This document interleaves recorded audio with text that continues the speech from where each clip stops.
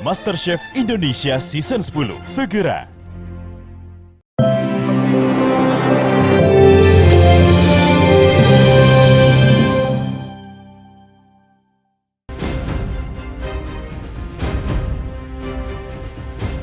Pemirsa, hari Senin tanggal 17 Oktober kemarin menjadi hari pertama bagi Rizky Bilar, tersangka kasus dugaan kekerasan dalam rumah tangga atau KDRT terhadap Lesti Kejora, istrinya, untuk menjalani wajib lapor ke Polres Metro Jakarta Selatan.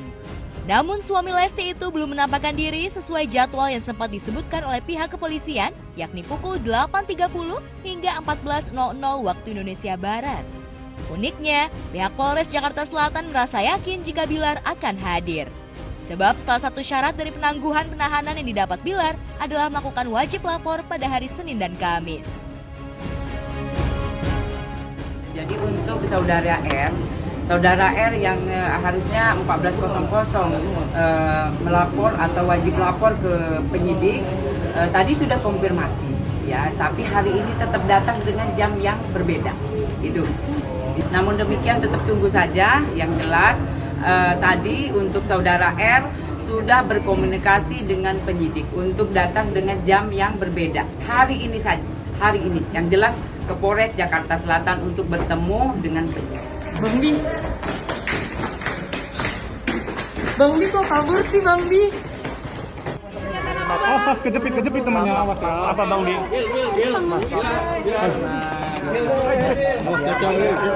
Tadi ada pertanyaan apa aja Bang? Apa ada tambahan? Oke ya. Wajib lapor gimana Bang? Wajib lapor gimana Bang Bi? Sorry ya. Tadi gimana Bang Bi? Wajib lapor aman? Aman. Mohon doanya ya. Apa ada pertanyaan Bang? Tidak ada pertanyaan Mas.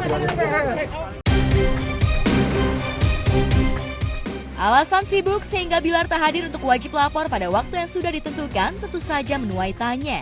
Benarkah Bilar masih menjalani pekerjaan sesuai kontrak kerjanya atau Bilar grogi untuk datang langsung ke Polres?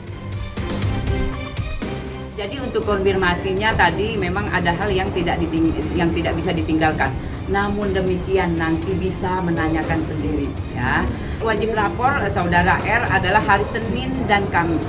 Ya, hari Senin dan Kamis. Ya, dengan jam yang sama. Hari ini sudah ada wajib lapor, sudah hadir. Tadi menunggu di atas berbicara dulu dengan pihak kepolisian, sehingga kami baru turun sekarang begitu. Tapi sudah dilakukan wajib lapor sesuai dengan kewajiban dari Rizky Bilar. Wajar jika Bilar mendapat kesempatan untuk menyesuaikan waktunya untuk wajib lapor di Polres Jakarta Selatan. Karena pihak kepolisian juga mengizinkan Bilar melakukan wajib lapor secara online apabila tidak bisa datang secara langsung. Ya, mendapat keistimewaan khusus dari polisi itu sejatinya tak ada lagi alasan bagi Bilar untuk tidak melakukan wajib lapor. Dan restoratif justice akan dipenuhi dalam beberapa hari ya, dalam beberapa hari ini karena harus ada beberapa materi yang dipenuhi untuk mencapai restoratif justice dan keadilan bagi mereka berdua. Gitu. Karena di sini sebenarnya keadilan yang perlu dilaksanakan itu adalah terhadap Rizky Bilar dan juga terhadap Lestiani. Nanti kita menunggu dari pihak kepolisian untuk hasil restoratif justice-nya segera dikeluarkan. Begitu, kita berharap secepatnya agar permasalahan ini selesai. Dan keduanya sudah hidup bersama dan ingin memperbaiki hubungannya menjadi lebih baik. Itu aja. Di masa lalu atau dulu gue termasuk tipikal orang yang temperamen, tapi pelan-pelan gue belajar di kehidupan sekarang. Gue mulai memperbaiki sisi buruk itu.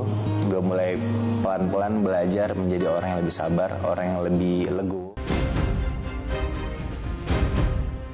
Perlakuan khusus soal pelaksanaan wajib lapor yang diberikan Bilar dari Polres Jakarta Selatan menuai protes publik.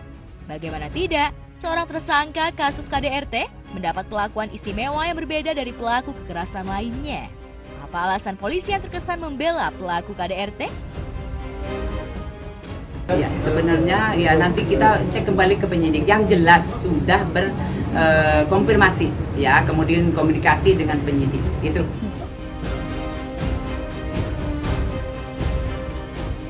Kemudahan wajib lapor yang didapat Bilar disebut-sebut menuai protes dari warganet yang terlanjur dikecewakan.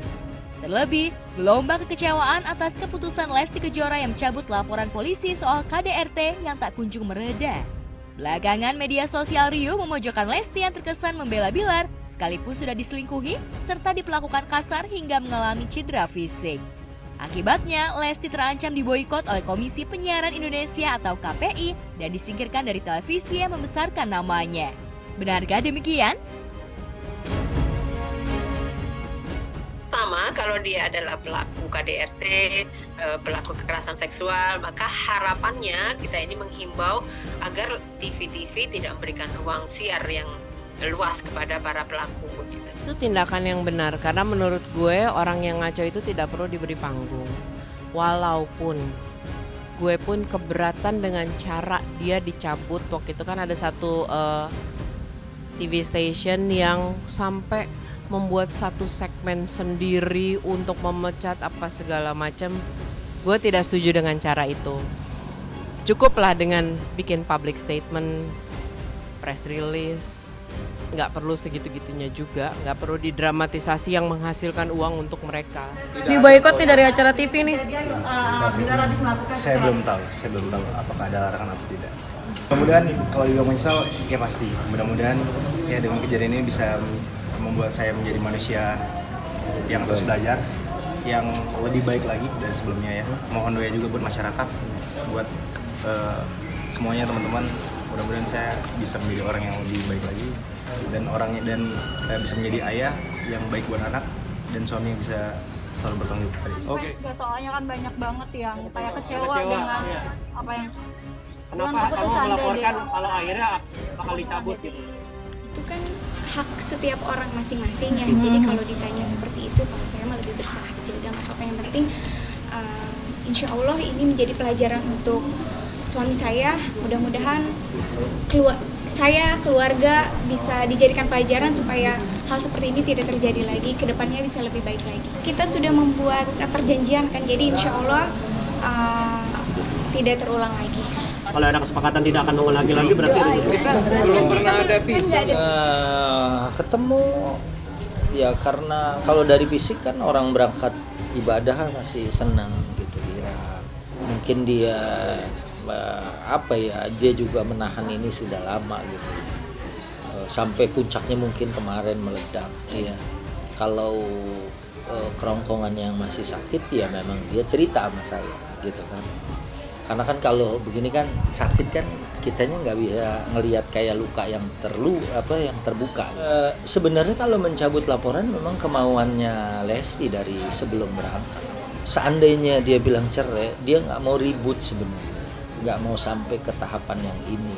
Ya mungkin karena kemarin tuh ledakan yang sangat dahsyat sehingga begitu ada yang wah ini harus dilaporkan ya kemudian dia lapor. Tapi abis itu dia maunya itu baik-baik gitu tanpa ada harus yang dipenjara walaupun pisah. Dia nggak mau istilahnya nih ibarat pabrik, dia nggak mau buang limbah kotor di sungai. Jadi dia bilang kalaupun harus berpisah dia sudah dalam keadaan baik atau dia tahu cara hidup yang baik. Ini dari omongan Dede ya, kalau saya tidak ditakdirkan bersama lagi dengan dia sudah punya karakter yang lebih bagus dari sebelumnya. Kalau untuk kehilangan coach seperti itu pasti setiap langkah atau apapun itu pasti ada konsekuensinya. Setiap langkah yang kita ambil baik buruknya juga pasti ada yang pro, ada yang kontra juga. Tinggal lagi gimana kita cara memaintain mereka tadi gitu. Kita mau menyuguhkan yang namanya kehidupan kita atau karya kita yang kita suguhkan, itu tinggal lagi kita yang menjalankan gitu. Kalau untuk suguhkan untuk karya-karya kita ya silakan banyak berkarya. Sebenarnya nggak ada hak untuk mengomentari terlalu dalam untuk urusan rumah tangga orang ya kan, karena memang mereka yang tahu menjalani seperti apa dan gimana di dalamnya. Ya kita hanya bisa mendoakan yang terbaik untuk kedua-duanya kan, kita dari awal juga mendoakan yang terbaik untuk kedua-duanya dan mungkin itu suatu keputusan yang baik. Masya Allah, senang banget kita dengarnya gitu ya. Tinggal lagi untuk kedepannya paling kita hanya bisa mendoakan lagi pastinya untuk kedua-duanya ya.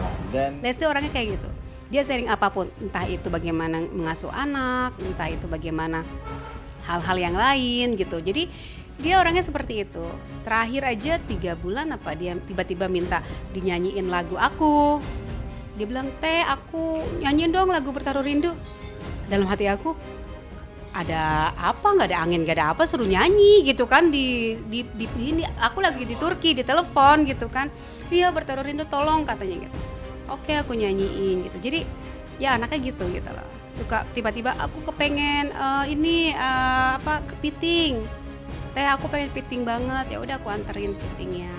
Jadi memang kita baik ya gitu, saling mendukung, saling menghargai, saling menghormati.